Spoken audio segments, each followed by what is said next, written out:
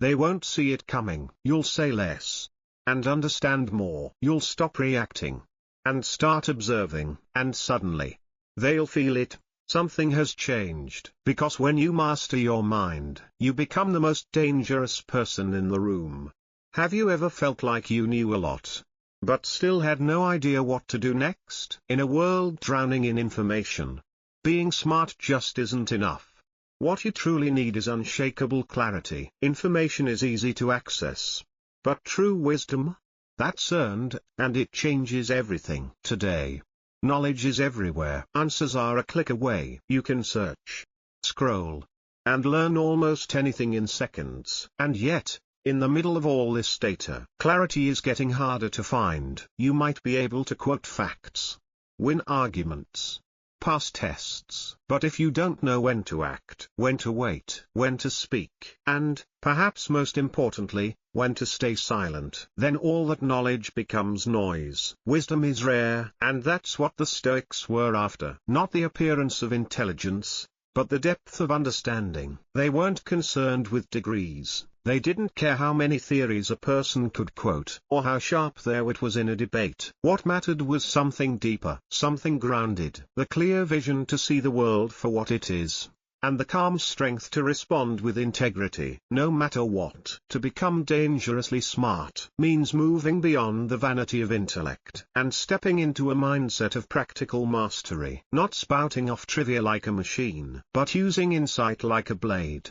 sharp enough to cut through noise, emotion, and manipulation. It's about building psychological strength, a mind that can't be baited, can't be rattled, can't be pulled off track by the chaos of the world. So the real question becomes, how do you develop that kind of wisdom? How do you train your mind to stay clear, focused, unmoved? So how do we begin sharpening that inner blade of wisdom? How do we train ourselves not just to know more, but to see deeper, act wiser, and respond calmer? It starts with emotions that don't collapse under stress, a kind of inner architecture that doesn't sway when life gets loud. A dangerously smart person isn't someone who simply knows a lot. They're someone whose spirit remains immovable, even in the middle of life's worst storms. They walk into a room, and before a single word is spoken, they already sense the tension in the air. They don't need noise or explanation, because they've learned how to read everything between the lines. They spot lies not in loud confessions, but in a flicker of the eye. They sense dishonesty in hesitation, and manipulation in forced politeness. They navigate complexity not by chance, but with the quiet calm of someone who's studied chaos, and chosen not to be owned by it. These are the people who see patterns others miss. They read people like books. They control their own impulses with grace. They collect knowledge not to parade it, but to refine their judgment. They don't just survive difficult times, they make difficult times nervous. Their wisdom isn't loud. It doesn't demand attention, but everyone around them feels it, like a quiet weapon. Always present, always sharpened. They don't boast, they don't dominate, but their presence alone shifts the energy of a room. This is the kind of dangerous intelligence the Stoics prepared for. They laid the foundation for it. They didn't teach arrogance, they taught awareness. They taught that self-awareness was the true gateway to wisdom. They encouraged discipline of desire, restraint in emotion, and precision in action. The Stoics weren't narrow in their learning. They didn't just study philosophy in isolation. They embraced all disciplines: ethics, politics, war, rhetoric, science, and art, because they knew life wouldn't just test them in one direction. It would come from all sides. And so they trained for all of it. Not to appear brilliant, but to become unshakable. To walk the Stoic path, to become dangerously smart, is to train every part of your being, your intellect, your speech, your emotions, even your instincts. It means never stopping, never tuning out, never assuming you've seen it all. This is not a mindset of ego. It's not a mask worn to impress. It's a mindset of constant preparation, relentless observation, disciplined alertness. It is the sharpening of a weapon that no one can see, but everyone can feel. And this is the first, most important step toward becoming dangerously smart. So let's begin. Chapter 1: Build the inner citadel. Build the inner citadel. Imagine a fortress so strong, so well guarded, that no insult could breach its walls, no lie could corrupt its foundation, no praise could distort its structure, and not even defeat could shake its ground. This was the Stoics' vision of the inner citadel. A fortified mental stronghold that stands untouched even while the world outside crumbles. But this citadel, it wasn't built to escape the world. It wasn't a hiding place. It was a position of power. Of unshakable control. Not control over others, not over outcomes, but over the one thing that can never be taken from you. Your own mind. The inner citadel is not constructed in a day. It doesn't come from a single breakthrough or moment of inspiration. It's built brick by brick, patiently, deliberately, and each brick is laid with a choice, a moment of emotional clarity, a breath taken instead of a reaction, a decision to reflect instead of explode, to think instead of assume, to ask yourself, is this within my control? Every time you do that, you are laying stone. Every time you pause before speaking, breathe before reacting, step back before assuming, you're sharpening the edge of your awareness. You're creating space, a buffer between the world and your reaction to it. And in that space, real power begins to grow. Not the kind of power that dominates others, but the kind that governs your own soul. The kind of power that doesn't need validation, that doesn't panic in uncertainty, that doesn't flinch when confronted. That is what the inner citadel offers, a mind that cannot be shaken. But let's be clear. This isn't about emotional coldness. It's not about becoming numb or distant. Emotional discipline is often misunderstood. It's not suppression. It's not pretending you feel nothing. The Stoics never said you shouldn't feel. In fact, they understood emotion deeply. They just refused to be enslaved by it. So what does it look like to master emotion without disconnecting from it? To feel deeply without being consumed? We'll explore that, in Chapter 2. Master the emotional sword. The Stoics didn't teach us to suppress our emotions, they taught us to see them, to stand still in the presence of emotion, to name it, understand it, but never be owned by it. Because the moment you become aware of a feeling, you gain leverage. That awareness is the crack of light in an otherwise dark tunnel. It's the beginning of control when you can say, that's anger, that's insecurity, that's envy showing up again. You stop the emotion from hijacking your judgment. You interrupt the narrative before it takes over. You name it.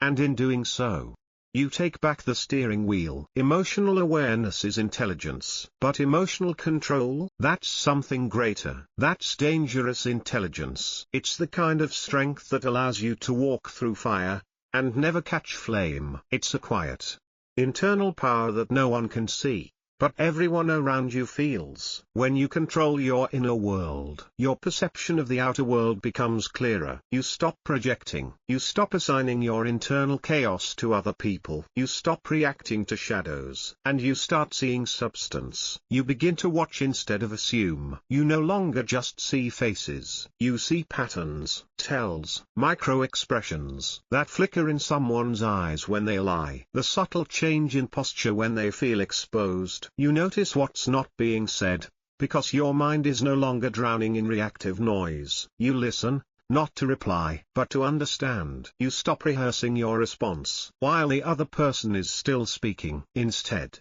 you listen with your entire presence, tuned in, not just to the words, but to the subtext, not just to what they say, but to what they can't say. And over time, something fascinating happens. You become hard to read, an enigma, unpredictable, resilient in silence, the kind of presence that unnerves those who thrive on control, because you no longer give them the reactions they expect. But while you become harder to read, you become faster at reading others, because you've trained your eye, you've trained your mind. You see beyond surface behavior. You spot insecurity, motives, manipulation, not to exploit, but to remain free of being exploited. This is not about deception. It's not about outsmarting people. It's about staying centered, aware, and untouched. So how do you continue sharpening this inner perception? How do you remain unshaken in a world that constantly demands your reaction? We'll go deeper, In Chapter 3, Expand the Mental Perimeter. This is not just about control. It's about presence, about becoming so deeply anchored in your own awareness that nothing can pull you off center, even when the world tilts. When chaos swirls around you, when voices rise and emotions flare,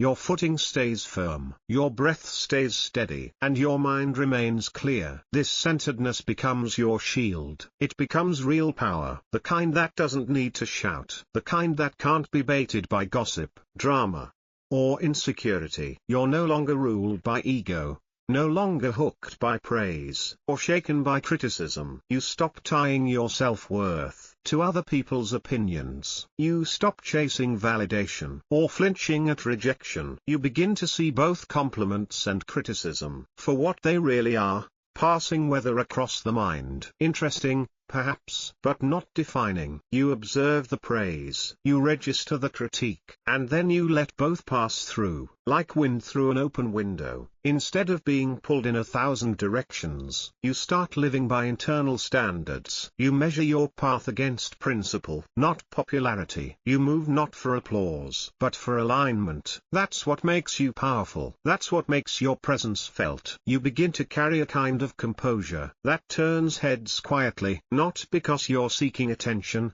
but because in a world full of noise, stillness is magnetic. People notice, not your volume, but your balance. You walk with ease, not because life is easy, but because your mind is no longer at war with itself. You stop trying to prove anything. You stop negotiating your value. You no longer base your worth on how others respond to you, because you've claimed something more stable, an internal sovereignty. You speak when necessary. You act with intention. And you hold your power, not as a secret, but as a quiet form of strength. Your restraint becomes elegant. Your boundaries become beautiful. You walk into a room with no need to impress anyone. Yet people notice you. They sense something different. They watch the way you observe before you speak.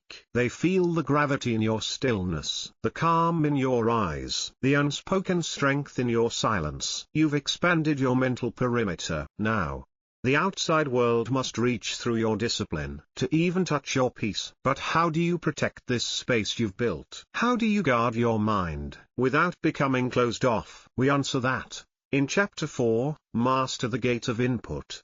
Sometimes people can't explain it, but they feel it. They recognize something unshakable in you. Even if they can't quite put it into words, they sense they're standing in the presence of someone who has done the deep work, the kind of inner work most avoid their entire lives. Why? Because true presence is rare. In a world addicted to noise, to distraction, to constant reaction, to be grounded is to be extraordinary. To remain still in a storm, to hold calm when everyone else is losing control, that's not ordinary. That's not passive. That's power. In a culture where everyone is performing, showcasing their intellect, broadcasting their opinions, trying to impress, depth becomes rare. Clarity becomes magnetic, because clarity brings something the world lacks: direction, focus, stability. In the fog of illusion and pretense, the one who sees clearly becomes a quiet guide. Not because they're loud, not because they're flashy, but because they simply are. Calmness in a frantic world is strength, not indifference, not weakness, but latent power. Power that doesn't need to prove itself. Power that waits, watches, weighs the moment, and when it speaks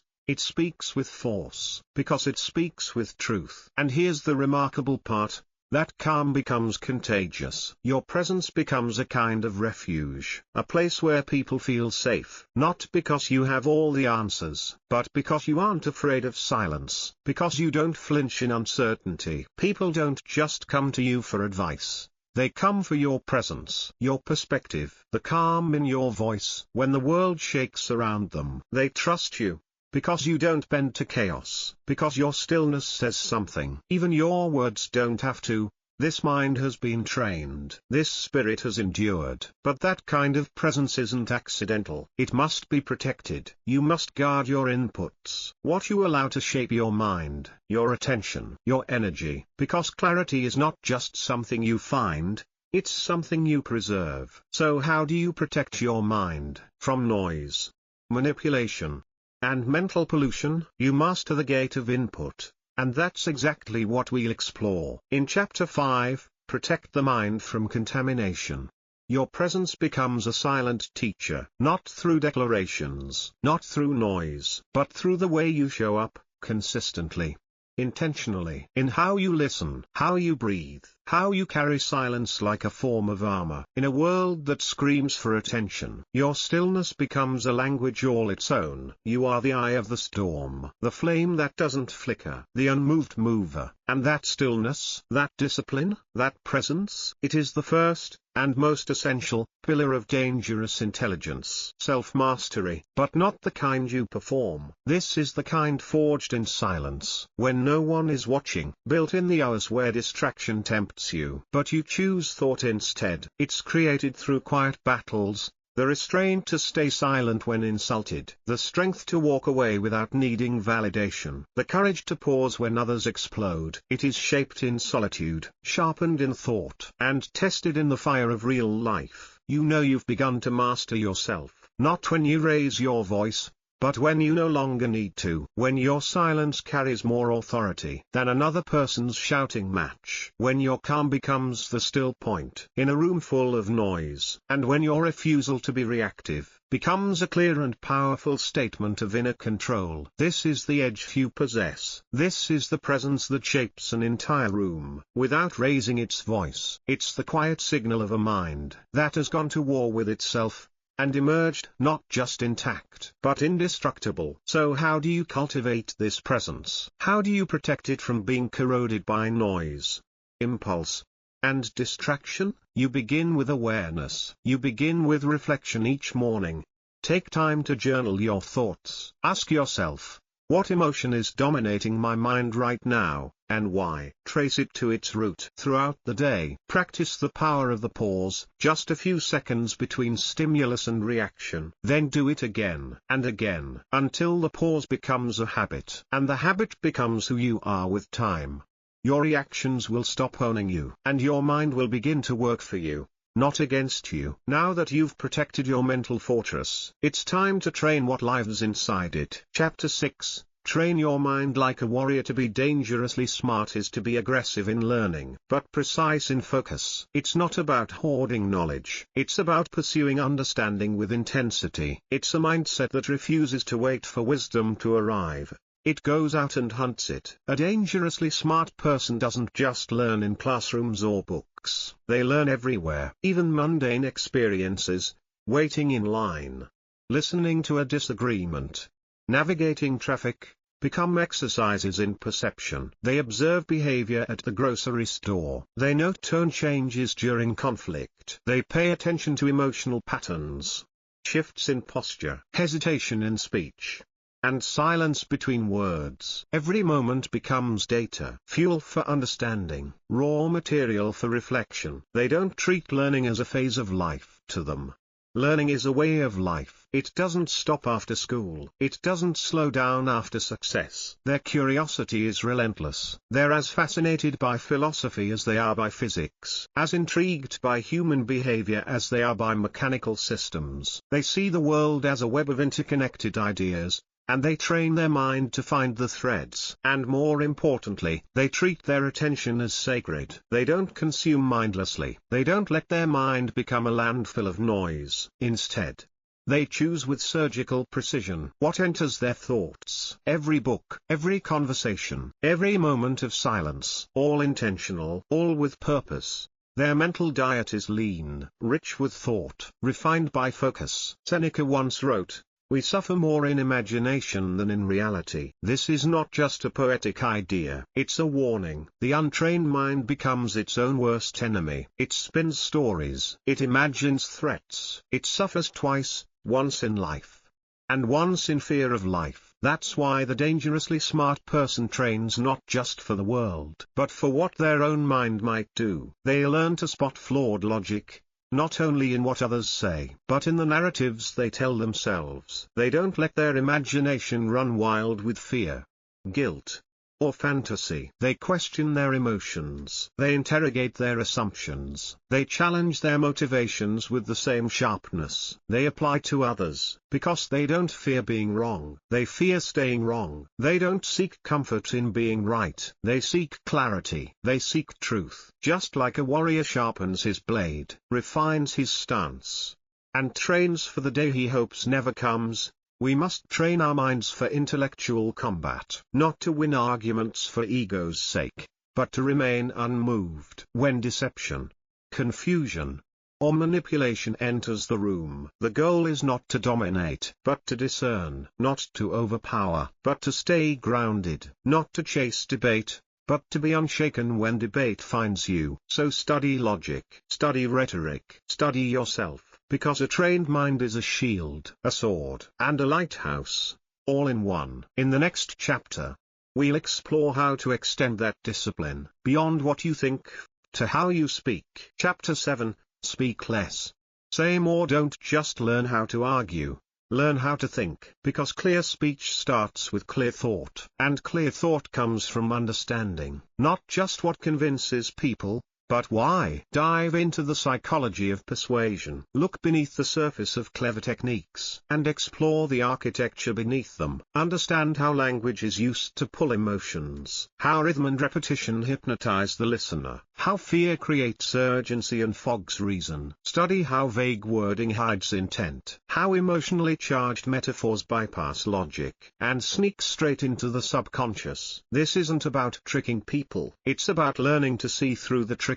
Because once you understand the playbook, you stop falling for it. Know how belief is built, not by truth, but by repetition. Understand how fear hijacks attention, how hope sells, how slogans echo like chants, how words, if crafted just right, can shift the mood of a room, or the belief of a nation. Train your mind to recognize these tools everywhere.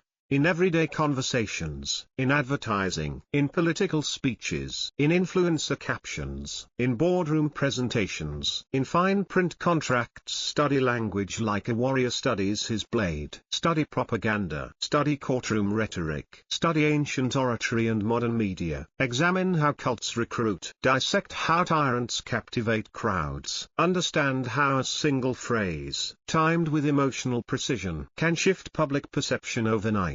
Because language is not just a tool, it is an operating system for the mind. And if you don't know how it works, you're living in someone else's program. So unfold it, unravel it, reveal how it works, so others can see where it hides its weakness. Decode manipulation without moral panic. Don't be dramatic, be discerning. Be the one who, when lies are spoken, doesn't react with rage, but returns with truth. Not shouted, but spoken with calm. So clear, so steady. It silences noise by contrast. You don't attack. Your insight reveals. You don't overpower, you illuminate. You don't humiliate, you awaken. Because the goal is not to speak louder, but to say what cuts through. And sometimes the most powerful thing you can do is say less. In the next chapter, we'll learn the other half of this power, how to listen with precision. Chapter 8, Master the Art of Listening.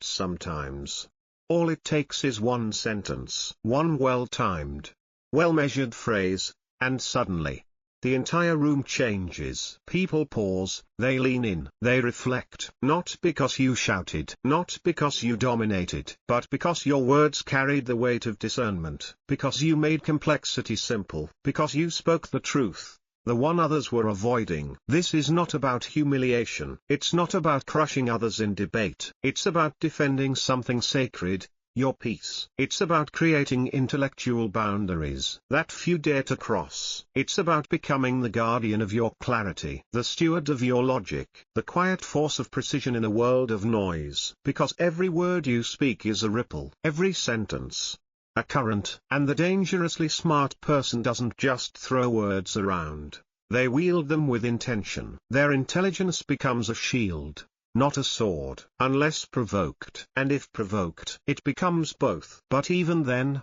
the blade isn't forged from anger. It's forged from sharpness, from thought, from logic. A sword that cuts through confusion, not flesh. When you understand language, when you see through manipulation, when you spot confusion tactics as they unfold, you develop something powerful. Immunity. You're no longer prey to persuasion cloaked in sophistication. You're no longer fooled by appearances or sugar-coated deceit. You're no longer baited by provocations designed to pull you off center. You see the setup before the trap is laid. You sense the manipulation, not just in the words spoken, but in the spaces between them. You read the unsaid. You detect the agenda behind the smile, the desperation behind the insult, the insecurity behind overconfidence. Your intellect is not reactive, it's reflective. You pause, you weigh, you measure, and when you respond, you do so with such accuracy and control that others grow cautious of entering mental warfare with you again. You don't need to overpower, you don't need to raise your voice, because the clarity of your mind becomes a barrier, a natural shield of discernment that weakens the games of those who thrive on manipulation. You become the mind no one wants to underestimate, the presence no one can predict, the quiet voice in the room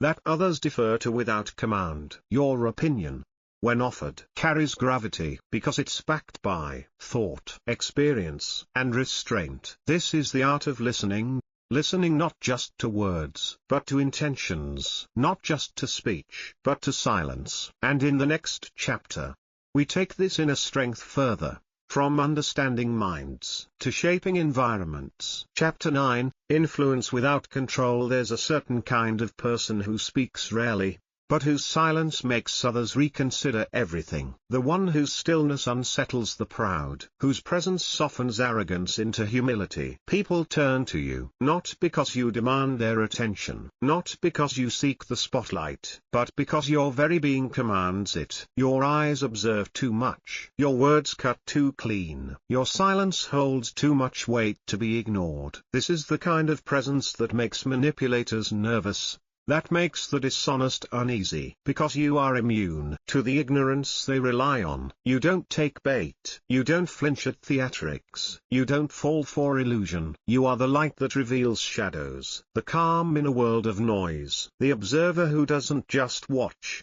but understands. And when you finally speak, you say only what must be said. No excess, no performance, just truth, delivered with clarity so sharp it exposes what was hidden. You are the mirror, the one that reflects distortion back to its source. And that terrifies people who depend on illusion to survive. You don't need to tear down lies. You simply strip them of their disguise. You don't argue with deception. You let it reveal itself. In contrast to your clarity, you become the worst kind of opponent for those who manipulate, deceive, or pretend. The kind they cannot rattle, cannot distract, and cannot outthink. Because your presence does not react, it evaluates. Because your logic does not rush, it waits. Because your mind is too fluid to be trapped, and too grounded to be moved. They retreat. Not because you attacked, but because you saw them. Not because you shouted, but because your silence said more than their words ever could. Not because you know everything, but because you've trained your mind to be unshakable. You don't cling to assumptions. You don't sprint to conclusions. You let truth unfold, as it always does,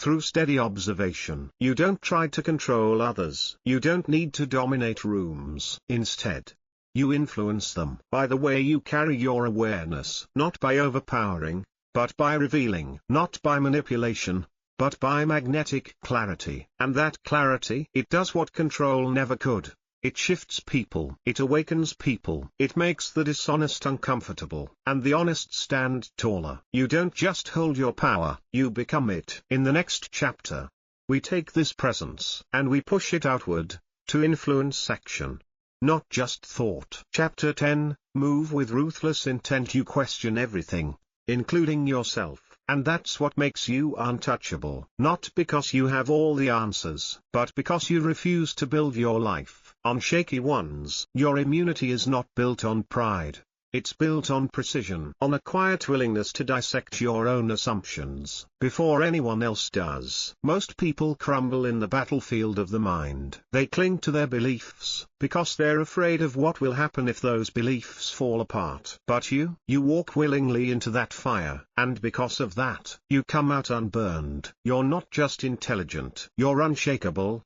in the very realm where others fall apart. Thought. And that kind of calm, that kind of composure, is not feared because it destroys others. It is feared because it cannot be destroyed. To build that strength, you train like a mental warrior. Study one logical fallacy each week. Memorize it. Recognize it in debates, interviews, articles, and arguments. Keep a journal of flawed reasoning. Track it. Study it. Sharpen your detection. And slowly, steadily, you'll become the one person who cannot be confused, because while others react, you remain composed. While others chase emotion, you stay rooted in reason. And now, you move from mastering thought to mastering attention, from speaking with power to listening with precision. Clapperboard emoji, Chapter 11, rewritten in English. The art of listening and silent observation. The one who talks the most rarely learns the most. Epictetus reminded us, we have 2 ears and 1 mouth, so that we may listen twice as much as we speak. Listening is not passive. It is not quiet submission. It is active intelligence. The person who listens carefully doesn't just absorb information. They decode it. They learn what is said, and more importantly, what is implied. They detect what's being left out, what's being hidden, what's being avoided, what's being whispered under the surface of even the boldest words. They begin to see things that others miss, not because others are blind, but because others are too busy talking, too busy proving, too busy trying to be heard. To become dangerously smart, you must become a master observer, not just of language, but of everything beneath it. Observation is an art. It is the skill of reading the invisible, of studying what people don't realize they're showing. It is the mental craftsmanship of watching another person the way a sculptor studies form, looking for the subtlest curves, the tiniest cracks, the hidden tension behind the surface. Watch people like an artist examining detail. What words do they repeat? What topics do they avoid? What's their tone when they lie? Does it rise when they're unsure? Drop when they feel defeated? What about posture? Open or guarded? Shoulders squared or slumped? Hands still or fidgeting? And their eyes?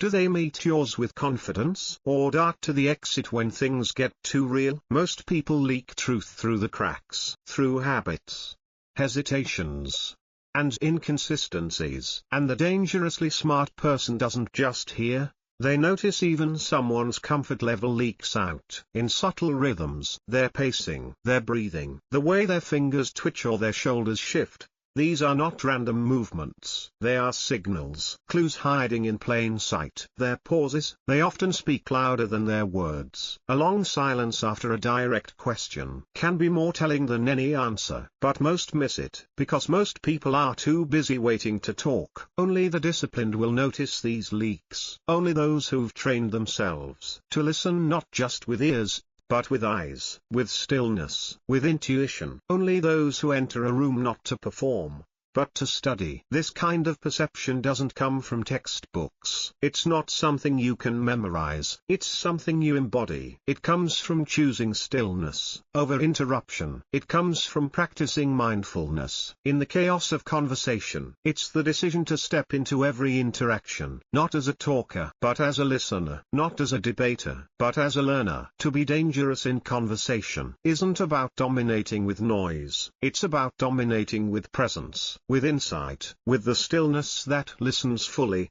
and the clarity that replies carefully. The truly dangerous speaker isn't the loudest in the room. It's the one who speaks last, the one who watches quietly, and sees what no one else saw, the one who reads the emotional climate before speaking a single word, the one who doesn't impose truth, but reveals it, because listening reveals patterns, not just verbal ones, but emotional ones, psychological rhythms, underlying tensions. It shows you where someone is coming from, and where they're going, whether they know it or not. It reveals what someone values, what they admire, what they avoid, what they fear. It reveals the root of confusion, the misinterpretations buried beneath pride, insecurity, or haste. Because most conflict isn't real disagreement, it's misunderstanding. It's two people reacting to what they think was said, not what was actually meant. The skilled listener doesn't escalate. They disarm. They don't add to the confusion, they resolve it. And when they finally do speak, their words carry the weight of truth, not volume, not dominance, but depth. Their words don't add to the noise. They cut through it, like a razor slicing silk, effortless, precise, undeniable. In the next chapter, we turn this insight outward, not to observe others, but to understand how your presence shapes the environment itself. Chapter 12 creates psychological gravity. When you finally speak, your words land with weight, not because they're loud, not because they're dramatic, but because they're pure. They're not cluttered with hesitation, not tangled in pride, not flung out in an attempt to prove something. They are spoken because they are needed.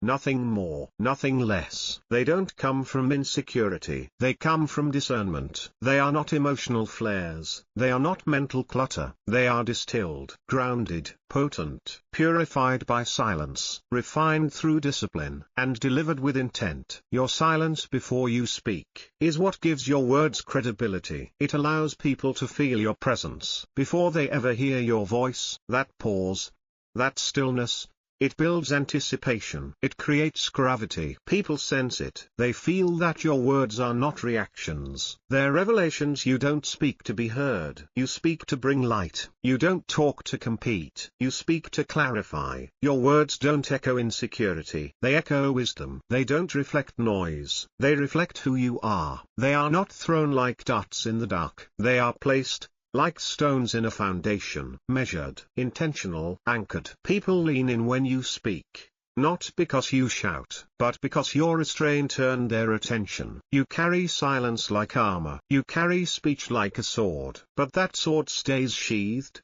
unless absolutely necessary. Because you're not trying to win the moment, you're trying to elevate it. And when you do speak, you don't feed tension, you break it. You don't add to confusion, you cut through it. You don't react, you respond. You don't perform, you reveal. You speak from understanding, not from impulse.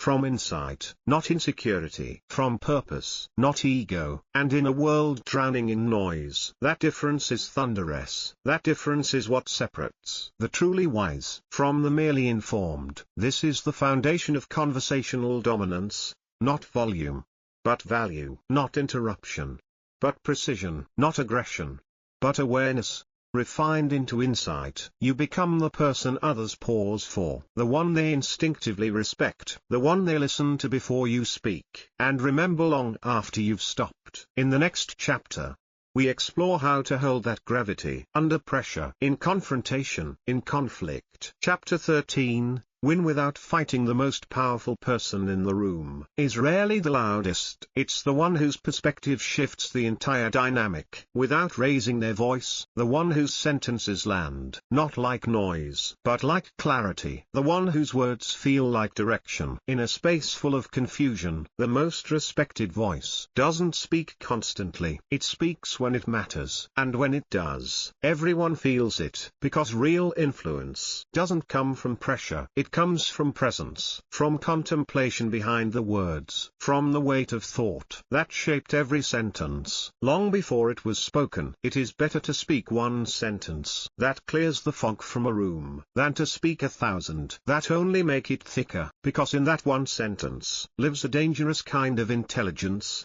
the kind that doesn't shout to be heard, but is always heard when it speaks. It is speech that cannot be ignored, because it comes from substance, from silence, and from strength. So in your next conversation, speak less than the other person. Let your primary role become that of the observer while they speak. Don't prepare your next point. Don't mentally rehearse your comeback. Instead, immerse yourself fully in the listening. Listen not just for words, but for energy, for hesitation, for emphasis, for what's said, and for what's held back. Watch their gestures with the eye of a student, not a judge. Do their hands tremble when a certain name is mentioned? Do their shoulders tighten when they recall a moment? Do they glance away, or raise their voice when they feel cornered? These are windows into the unspoken. Track their breathing. Note their volume shifts. Observe the phrases they repeat. Ask yourself, what matters to them right now? What are they protecting? What are they avoiding? What are they reaching for beneath the surface? Train yourself to read the story behind the words, because every conversation has two scripts, the one being spoken, and the one being revealed. You must learn to hear both. Read their body like a second language. Pick up on emotional frequencies, guilt, pride, insecurity, longing, fear. Listen for the subtle tremor in their tone when they're hiding something, for the stiffness when they feel threatened, for the overcompensation when they feel small. Let those notes inform your understanding, not so you can manipulate, but so you can respond with true awareness, because the one who understands the most often wins the moment, without needing to fight for it. In the next chapter, we explore how to bring this mastery into your environment, by shaping space, behavior, and outcome without force. Chapter 14, Influence the unseen when you reply. Let your response reflect more than just comprehension, let it reflect recognition. Speak not just to the words you heard, but to the meaning beneath them. Let your reply feel like it sees deeper, as if your words reached into something the speaker hadn't even fully formed themselves. That's how trust is built. Not through performance, but through precision. This is how respect is earned, in silence, through presence, and when it's time, through measured speech. In a world obsessed with noise, with constant updates, opinions, reactions, be the one who hears first, who waits, who studies. And when you speak, make sure it adds clarity, not clutter. Let every word rise from stillness and land with intention, because influence isn't always visible. It's not always loud. Sometimes, the person shaping the room isn't the one talking the most, but the one listening with the most care. They influence not with commands, but with presence. Not with demands, but with discernment. Real power doesn't chase attention, it holds it. And now, we shift from influence through conversation to influence through knowledge, the kind of intelligence that stretches across time, space, and disciplines. Read,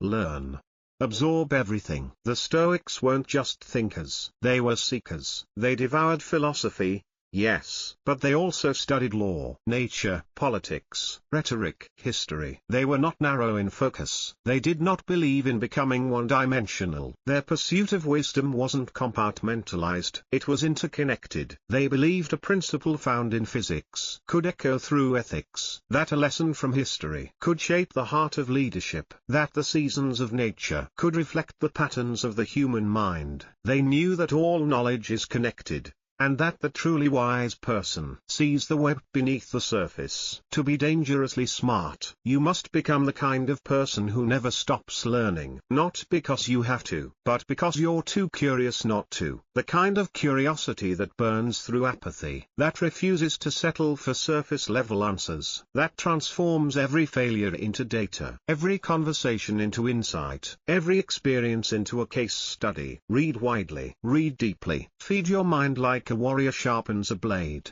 not just to gather information, but to shape mental clarity. Study ancient texts and modern innovations. Dive into the technical and the poetic. Seek out the obscure, the overlooked, the forgotten. Read science not just for facts, but for its discipline in inquiry, for the way it teaches you to ask better questions, to seek with skepticism, and to think with rigor. Study strategy not just for games or warfare, but for the way it shows you how to lead, how to decide, how to act under pressure without breaking form. And study psychology, not to manipulate, but to understand the soul, to see patterns, to recognize fear before it speaks, to trace the invisible outlines of motive and hope, because every book, every idea, every conversation, can become a tool in your arsenal, if you know how to absorb it. Embrace complexity.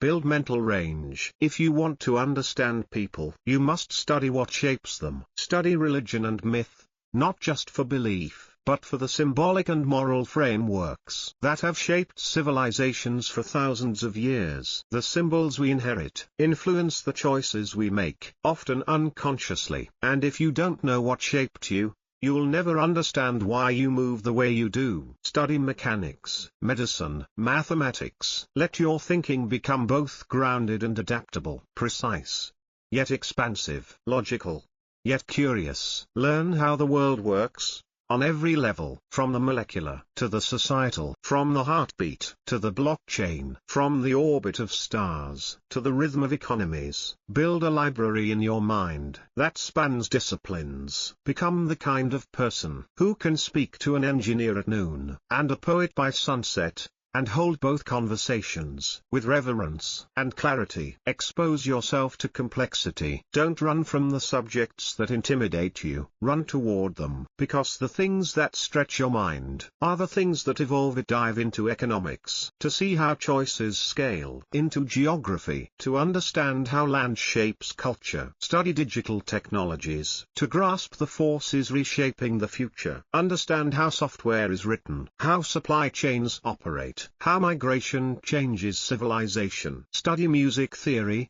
to feel the math behind emotion. Study architecture, to see the logic behind beauty. Look up, study astronomy, to be reminded of your place in something impossibly vast, and then zoom in again. Read poetry and code, myths and mechanisms, metaphors and formulas, because the more range you build, the more vision you develop. Let yourself be humbled by what you don't yet know. Let that humility become your fire, the quiet drive that pushes your learning forward when others give up. Never let your mind grow stale. Let it breathe. Let it expand. The dangerously smart individual isn't someone who's memorized 1,000 facts. It's someone who's connected them. Someone whose mind holds blueprints for both philosophical contemplation and practical execution. They don't just recite, they construct. They don't cling to one mode of thinking.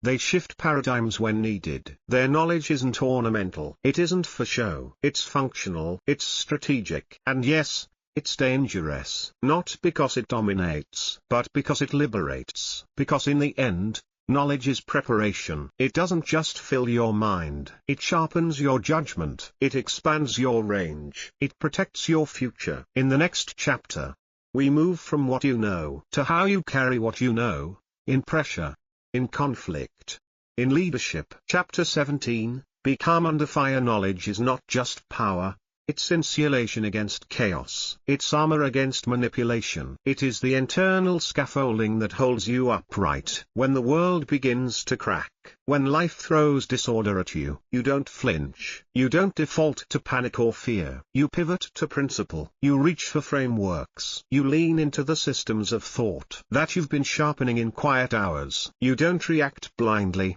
You process. You don't freeze. You analyze. You don't break. You reorient. This is what knowledge does. It turns chaos into calculation. It gives shape to uncertainty. Knowledge grants agility. It gives you options when others see dead ends. It helps you spot paths hidden to the untrained eye. It transforms obstacles into puzzles, and crisis into opportunity. When someone tries to deceive you, you won't fight them head on. You'll quietly dismantle the illusion, not with volume, but with clarity. You'll see the scaffolding behind their argument, and you'll take it apart, not emotionally, but with steady, surgical insight. No raised voice, no theatrics, just truth, spoken with such precision that confusion simply evaporates. And when others seek your guidance, you won't offer vague wisdom. You'll offer tailored clarity. Your knowledge will be relevant, precise, timely, not pulled from a quote, but drawn from a library of lived understanding. People won't just turn to you for answers. They'll come to you for perspective, for orientation, for a calm voice. When the world feels like it's spinning, you become a signal in the noise, a compass when the map is unclear, a presence others trust, not because you know everything, but because you process with clarity, while others react in confusion. This isn't arrogance, it's preparation, and it's built on humility, because the Stoics knew,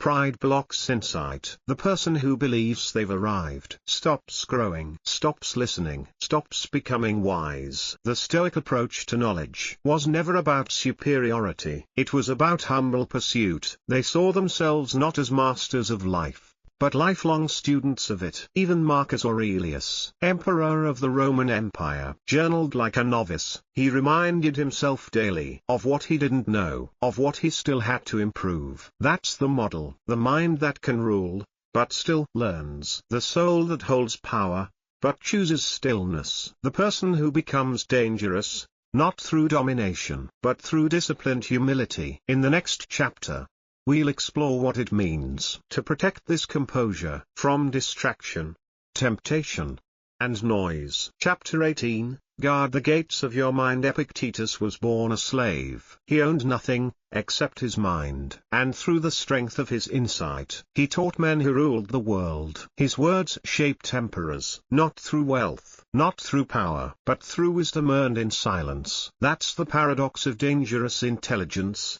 Its humility sharpens its power. The Stoics weren't trying to look wise. They weren't chasing appearances. They didn't collect knowledge to impress others. They collected it to become better humans. They saw learning not as achievement, but as sacred duty, an unfolding, an excavation, a quiet, lifelong pilgrimage toward clarity and strength. They weren't concerned with winning conversations. They were concerned with cultivating discernment. In the quiet moments no one sees, they knew that to look smart is easy, but to live wisely is rare. And it's that difference that transforms intellect into impact. To be dangerously smart is not to walk around with a list of facts. It's to walk through life with a mind that never assumes it knows enough, but never forgets what it already knows. A mind that is sharpened like a blade, and a soul polished like a mirror, ready for what life reveals, ready not just to respond to the world, but to shape it. So how do you keep that edge? Set a simple goal.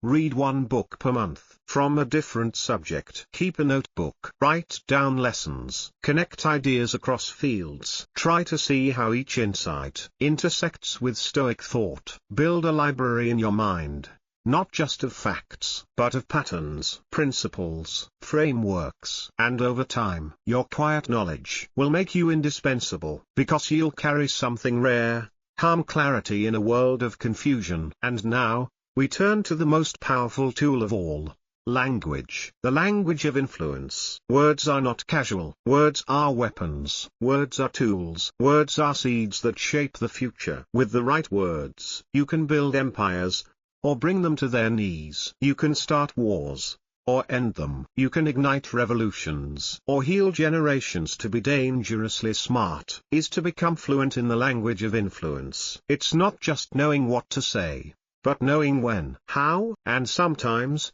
when not to speak at all. Words in your hands become strategic instruments. Not scattered noise, but carefully chosen signals. The language of influence. Marcus Aurelius wrote, "Waste no more time arguing what a good man should be.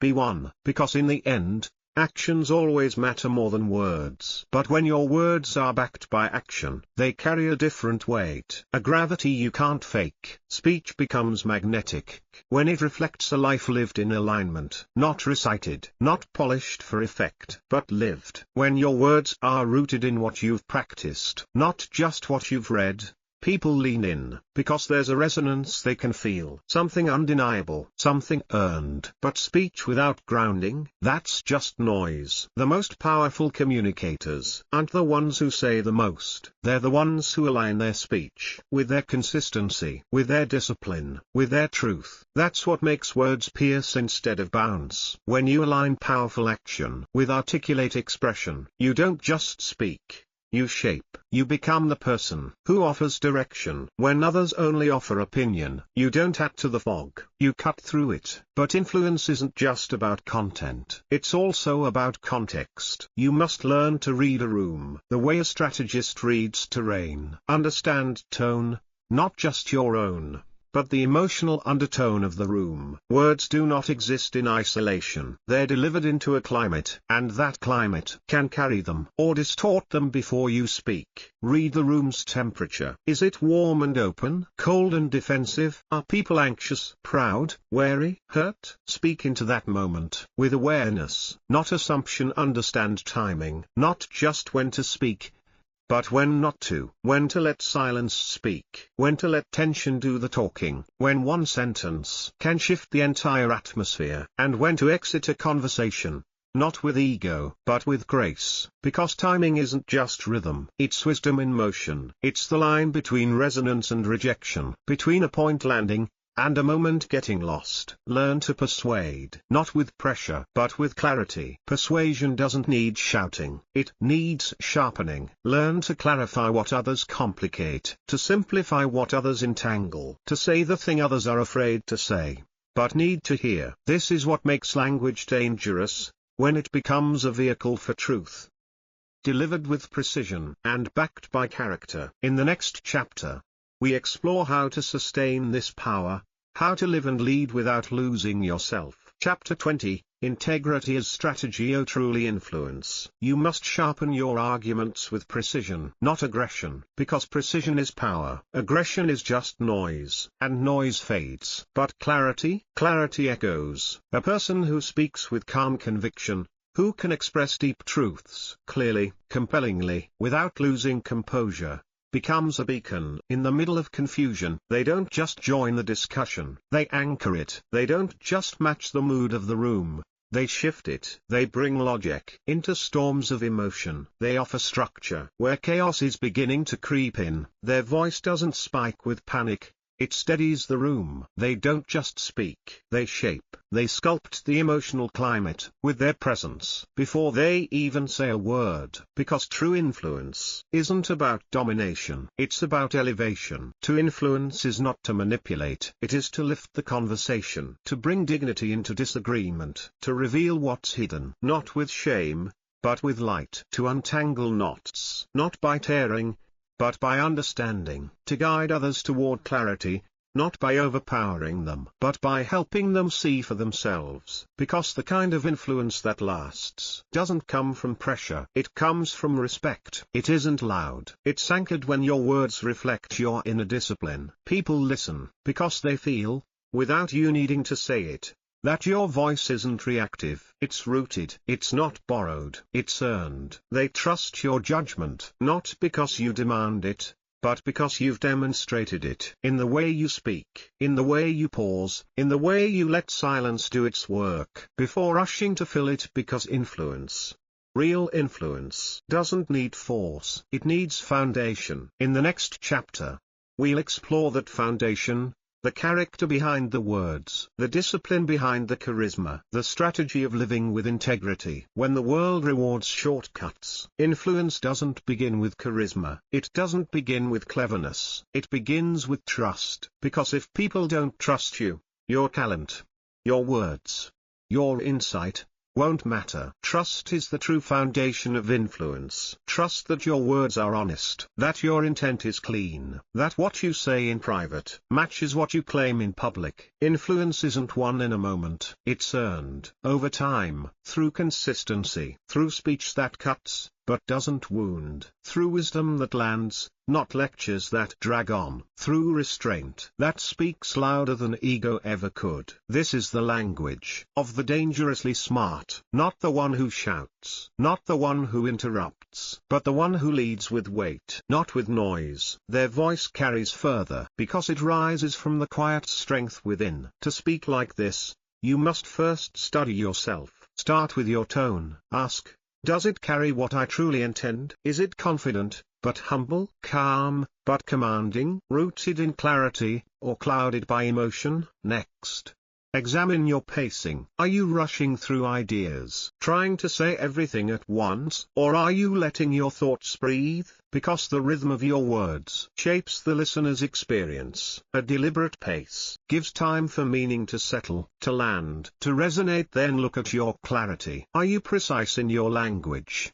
or vague and abstract? Do your sentences unfold with purpose, or do they wander without aim? Practice making your speech disciplined, sculpted. Let each sentence serve a function. Let each pause give space for the listener to absorb, reflect, and understand. Speak less, but with more force, not in volume, but in substance. Let every word carry weight. Let it be chosen, not spilled. Let it arrive not as noise, but as presence. The best communicators speak as if their words were blades, sharp, measured, necessary. You don't need many. You only need the right ones, spoken at the right time, in the right way. That's what makes speech powerful, not its size, but its aim. And that's what makes you dangerously smart when you speak. In the next chapter, we leave the solitary mind, and step into the network of the mind.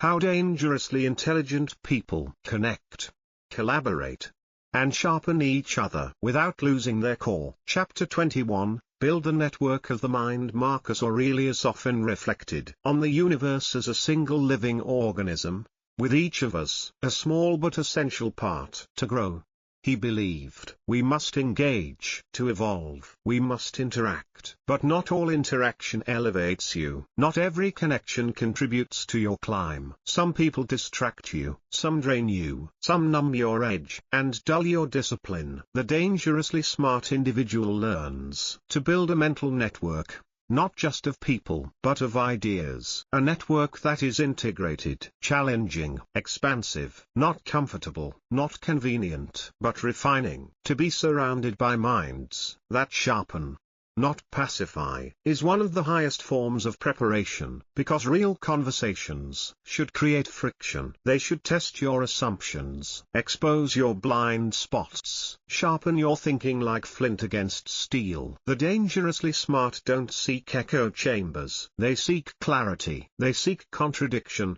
not for conflict, but to test conviction. They don't collect people to be admired. They collect minds, the way others collect tools, not for display, but for utility. The network of the mind extends far beyond daily conversation. It lives in the books you read, the thinkers you revisit, the mentors whose voices stay close to your heart, even if you've never met them in person. It's in the practice of building a cathedral of wisdom from many voices. Voices that failed, voices that triumphed, voices that endured. Every connection adds a branch to your understanding. Every idea stretches your mental horizon. To be dangerously smart is not to hoard brilliance. It's to stay humble enough to seek it in others, to know who to call when you're stuck, who to read when you're lost, who to trust when your perspective narrows, and when to go silent and reflect. Smart people can answer questions, but dangerously smart people, they ask better ones. They build circles that challenge their growth, not celebrate their comfort. They choose proximity to strength, not praise. And in doing so,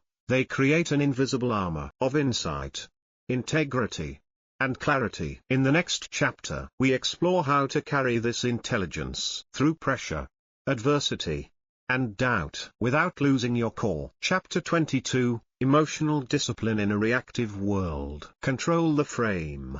Command the room. Continued. To control the frame is to define what matters before anyone else can. It's the difference between being drawn into drama and drawing boundaries around truth. You don't win by being louder. You win by being clearer, by asking the one question no one else thought to ask, by spotting the invisible thread beneath the noise, and pulling it with quiet, steady hands. You shift the conversation from what everyone sees to what no one has considered. You don't just join the story, you rewrite the structure, because to master framing is to master perception, and perception is the birthplace of power. The dangerously smart person always carries the unseen frame. They don't walk into a room trying to control people. They walk in, focused on controlling interpretation. When others obsess over what happened, they ask, why does this matter? When others fixate on blame, they pivot the room towards responsibility. And when a room turns reactive, they stay reflective. They are not easily baited, not easily triggered, because they've studied the game. Beneath the game they recognize conversational traps.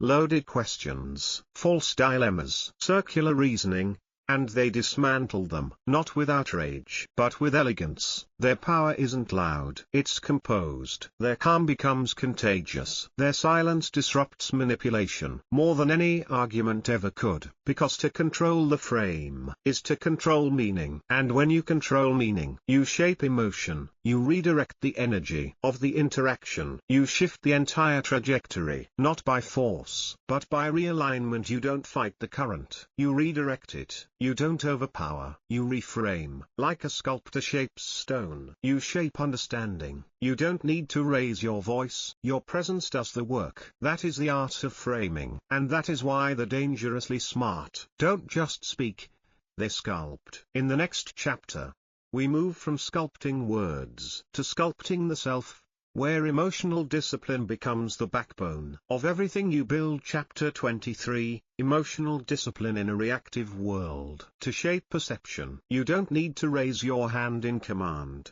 You need to place your words with intention. Frame control doesn't shout, it doesn't force, it places. Deliberate, calm, purposeful. You don't lead others by domination, you lead by suggestion, by subtlety, by composure. You don't just set the words, you set the tone in which those words will be received. Because it's not only about what is said, it's about how it's interpreted. You don't just control facts, you shape the lens through which those facts are viewed. That's what framing does. It's not about overpowering people, it's about offering a better lens, a lens rooted in clarity, intention, and restraint. You become the filter through which chaos becomes order. And the Stoics, they didn't start this externally, they practiced it internally first. That's why it worked. They didn't control the world, they controlled the narrative within. They reframed hardship as training, delay as discipline, pain as purification. They saw every difficulty as a disguised opportunity, every insult as a mirror. They didn't deny their suffering,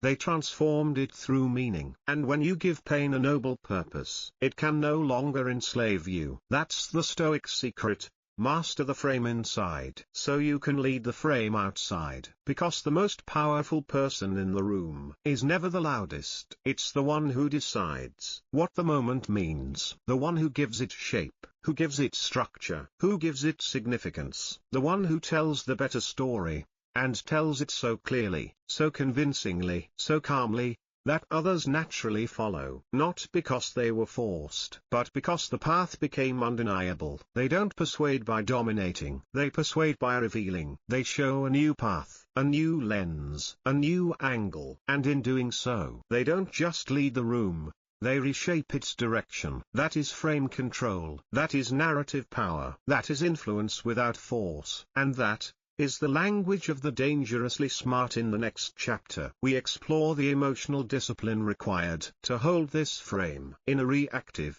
chaotic world. The one who can reframe fear into focus, rejection into redirection, and struggle into refinement, that person becomes the architect of perception. They take what others call chaos, and they extract meaning from it. They don't deny the hardship, they give it purpose. They don't run from discomfort, they name it, understand it, and place it inside the right frame. That one mental shift changes the emotional temperature of the entire room. Because influence isn't just about what you say, it's about how you shape what is felt. It's about what is seen, sensed, and interpreted.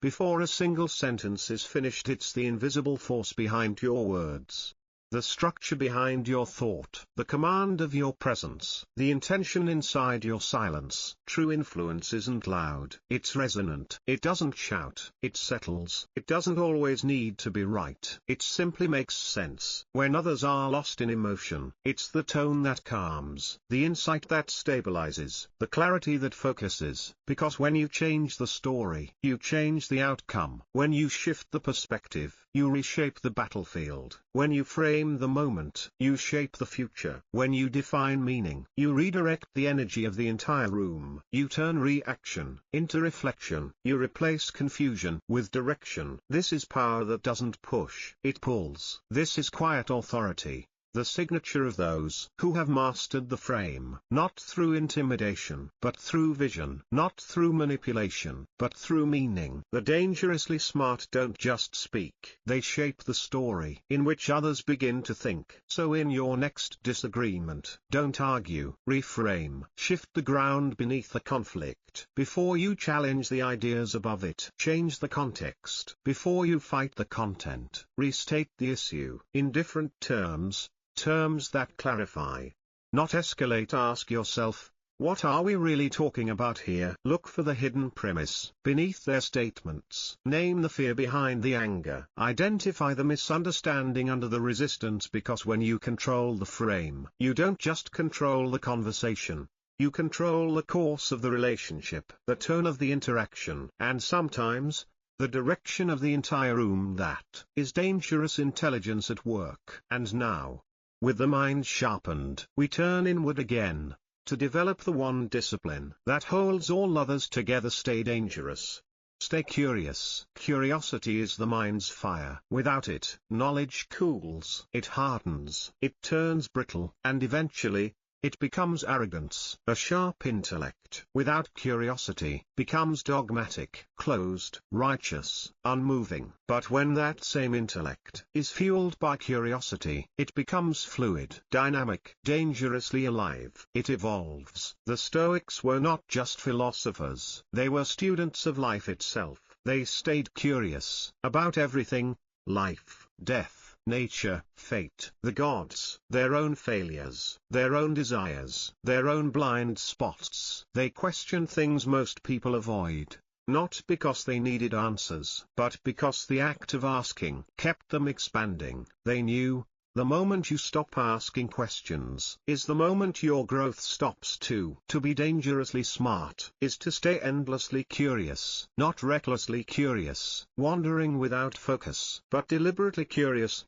with a hunger for insight, with a mind that never settles for surface understanding. Curiosity isn't distraction, it's discernment in motion. It's the decision to keep stretching your frame just when you think you've figured it all out. The dangerously curious don't ask questions to seem clever. They ask to see better, to listen deeper, to test what they think they know. They are less interested in being right and more interested in getting clearer. They poke holes in their own beliefs before the world ever gets the chance, because they know, truth that can't be questioned was never stable to begin with. Curiosity sharpens the edge. It keeps the blade moving. It breaks echo chambers. And it stops pride from fossilizing into certainty. You want to stay dangerous? Then stay curious. Ask more than you assume. Listen more than you speak. Wonder more than you judge. Don't just study your expertise. Study your opposites. Study the unfamiliar. Study what challenges you. Study why people believe what they believe,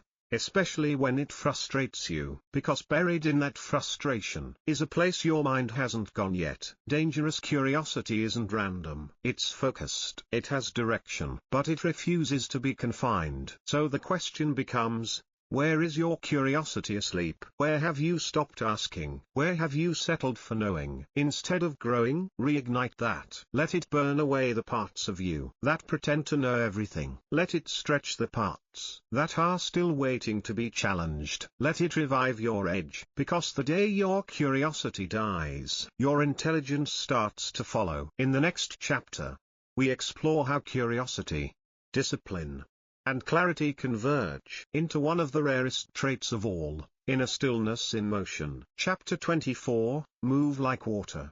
Think like fire. To be dangerously curious is to constantly ask, what don't I see yet? What have I assumed without testing? That question alone keeps you one step ahead of intellectual complacency.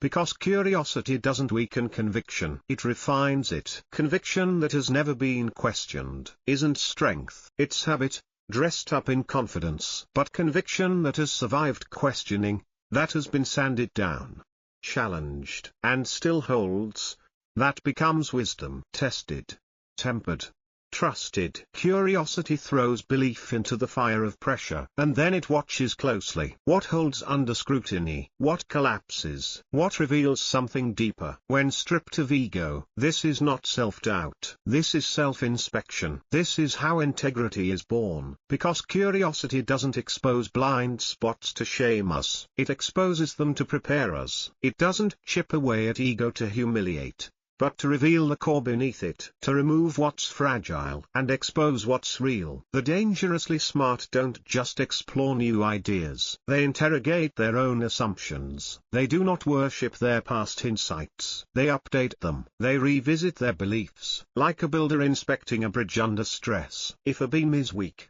they reinforce it. If the foundation shifts, they adapt the structure. They don't pretend everything is unbreakable. They make it resilient through testing. They do not fear being wrong. They fear standing still. They'd rather risk the discomfort of challenge than the comfort of stagnation. They'd rather be questioned than become irrelevant. Their principles aren't strong because they're defended with pride, but because they've been purified by scrutiny, revised by experience, and hardened by real-life use. This is not softness. It is strength built on refinement. This is curiosity as a discipline, not as a distraction. This is the power of a mind that never stops asking, what more is there to see? In the next chapter, we explore the flow between stillness and movement, how to remain adaptable and composed while constantly evolving. Curiosity isn't just mental momentum, it's protection, a safeguard against slow decay. It protects you from stagnation, from the silent erosion of insight that begins when you stop evolving your questions. It shields you from dogma, those walls we build around truth. When we stop testing it, it's a barrier between you and the subtle temptation of intellectual laziness. It's the light that shines on the places where you've become too certain. Curiosity becomes the whisper in your mind that says,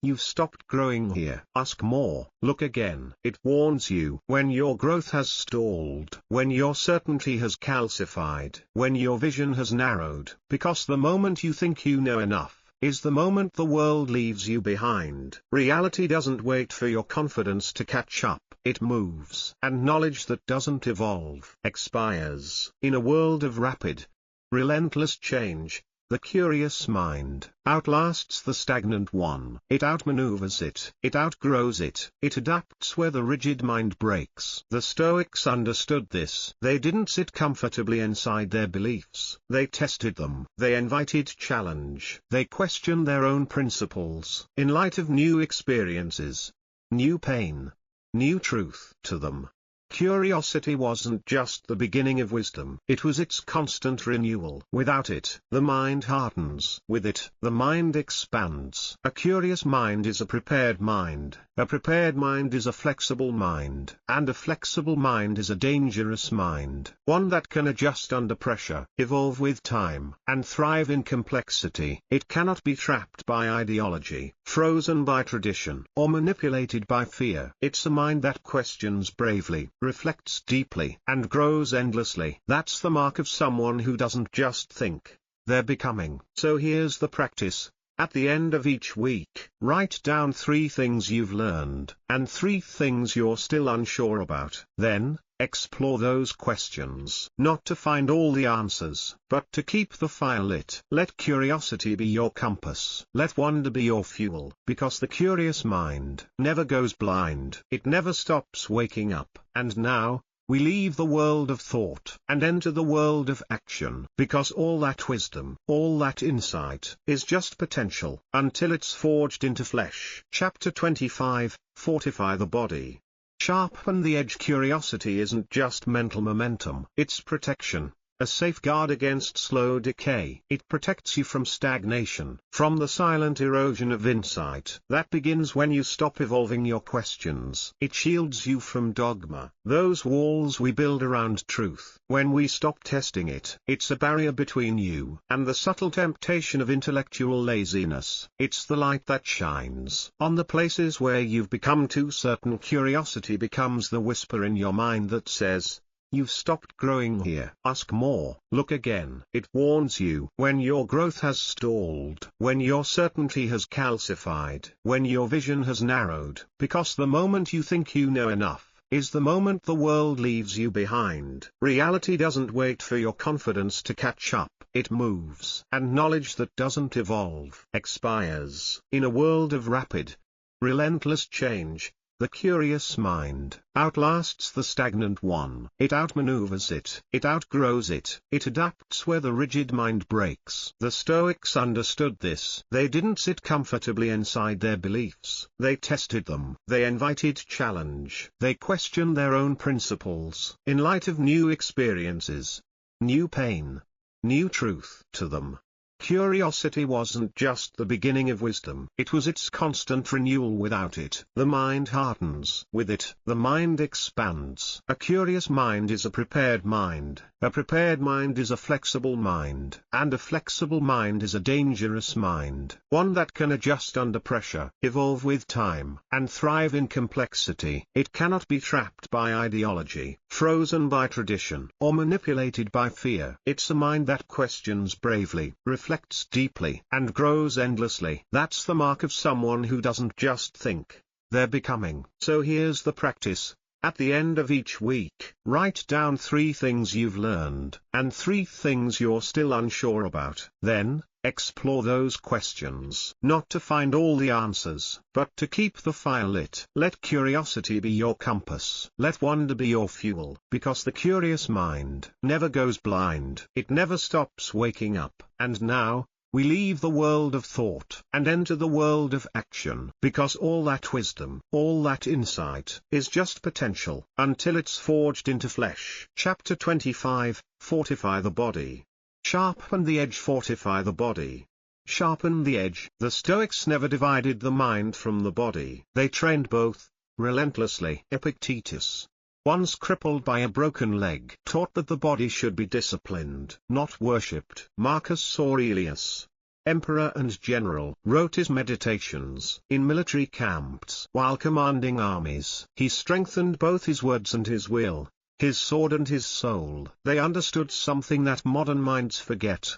Physical resilience feeds mental resilience. To be dangerously smart is not just to sharpen the mind, but to steel the body. Because a sharp sword still needs a strong sheath. Discipline in the body reinforces discipline in the mind. When you train the body, you are not chasing vanity. You are building resolve. You are teaching yourself to act when tired, to stay focused when pressured, to endure when tested. You are conditioning your nervous system to stay calm in chaos, to move with power even when discomfort knocks. Strength is not vanity. Strength is preparation. Strength is the insurance that you can still lead when everything hurts, that you can still think when your body wants to shut down. When your body is trained, your mind doesn't need to waste energy fearing physical stress. It can focus, it can lead, it can remain calm, because it's no longer distracted by pain, fatigue, or weakness. The dangerously smart don't chase aesthetics, they chase readiness. Because you are harder to manipulate when your body is under your command. You are harder to intimidate when your system is built to handle stress. When your physical discipline aligns with your mental clarity,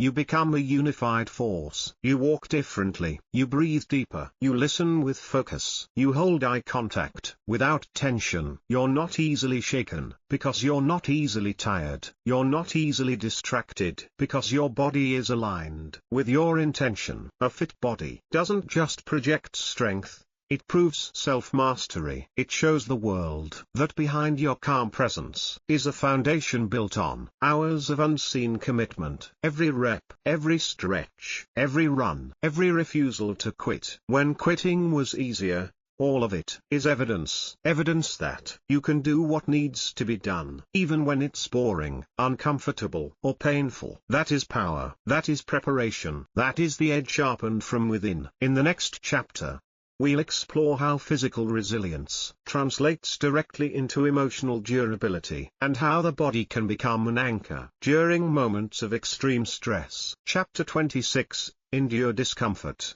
Train the threshold. Fortify the body. Sharpen the edge. Part 2. Conclusion. A strong body does more than carry weight. It reinforces identity. It tells your mind, I can endure this. I am not fragile. I am trained for difficulty. A strong body reduces fear.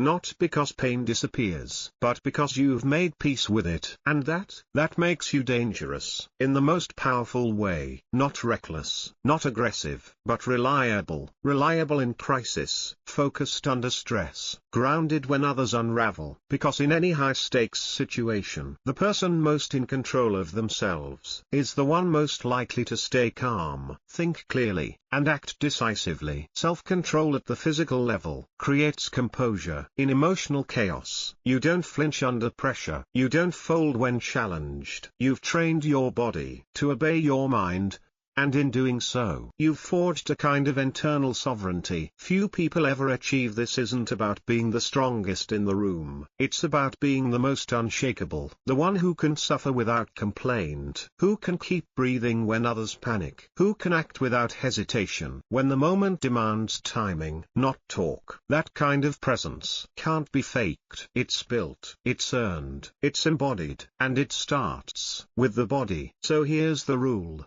Set a non-negotiable physical routine. This is not optional. This is not motivational. This is discipline, on the calendar. It's the daily appointment with your edge. And that appointment, it cannot be rescheduled. It cannot be negotiated. It cannot be delayed. You don't need to run marathons. You don't need to lift record-breaking weight. But you do need consistency. You do need resistance. And you must be challenged. The standard isn't about comparison. It's about commitment. Train every day, not just for muscle, but for mental command. Let every push-up be a lesson in persistence. Let every rep be a reminder that effort is a choice. Let every breath, during pain, be a meditation on willpower. Not just the will to start, but the will to continue. When your mind says stop, this is your quiet armor. It doesn't glow, it doesn't shout, but it holds the line when everything else begins to shake. In the next chapter, we explore how to train discomfort itself,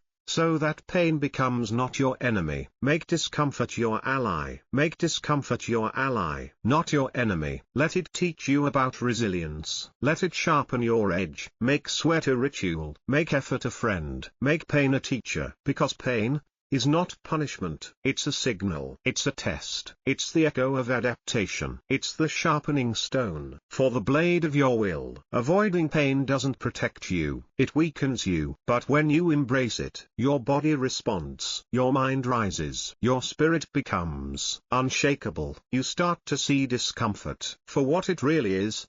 The doorway to the next level. You stop asking for it to go away. And you start asking, what is it teaching me? That mindset makes you unstoppable, because the threshold you're willing to endure is the limit of the power you'll carry. Train that threshold, expand it slowly, deliberately. That's how your body stops panicking. That's how your mind stops running. That's how you stop breaking under pressure. In the gym, in the cold, in the silence, in the moment where everything inside says quit. That's the training ground. Not for strength, but for self-control, for stillness under stress, for fire with form. Let pain become part of your process, not your prison. Let fatigue become your instructor. Let repetition become your forge. This isn't just about physical growth. It's about becoming impossible to shake. And now, you're ready for the fin. This is the final form of dangerous intelligence. This is it. The highest level. The last edge. Self-mastery. When you master your thoughts, your speech, your habits, your time, your body, there is nothing left for the world to manipulate. When you master yourself, you walk with quiet power. You're no longer hooked by approval, chained by flattery, or moved by insult. You have become what the Stoics envisioned, a fortress in the middle of a storm. People ask how to be powerful. The Stoics answered without shouting. Real power isn't force. It's not control over others. It's the ability to command yourself in every situation. To respond, not react. To act, not escape. To choose, when others collapse. This power doesn't need an audience. It doesn't need applause. It feels no need to prove itself, because it's already earned. It's deeply principled, fiercely calm, relentlessly prepared. And the person who walks like that, they can't be underestimated, because they never underestimate themselves. Self-mastery is not coldness. It's clarity. It's not detachment. It's direction. You speak when it matters. You act when it counts. You observe, not out of fear, but out of focus. Self-mastery is not rebellion. It's inner order. You don't need to dominate others. You simply don't let others dominate you. That is enough. So here's the question. Where do you leak power? Where do you act on impulse? Where do you waste time? Where do you speak without thinking? Pick one of those today. Then fix it, not once. Every day, quietly, relentlessly. Because the road to mastery isn't paved with grand gestures, but with small victories, stacked, repeated, refined. That's how you become untouchable. That's how you become dangerously smart. That's how you build the self the world cannot bend. But your ally, you don't need to shout to be heard. You don't need to prove anything to anyone, because when you know who you are, and you've mastered how you think, you become dangerous in the best way possible. You walk into rooms with quiet confidence. You speak less, and people lean in. You see through noise, games, lies, and remain calm, grounded, unshakable. That's Stoic intelligence. That's what Marcus Aurelius lived. And that's what you're building now. One thought, one choice, one breath at a time. So let them underestimate you. Let them talk. You think. And that is why you will always be 3 steps ahead. Stay calm, stay sharp, stay dangerous. The Stoic way.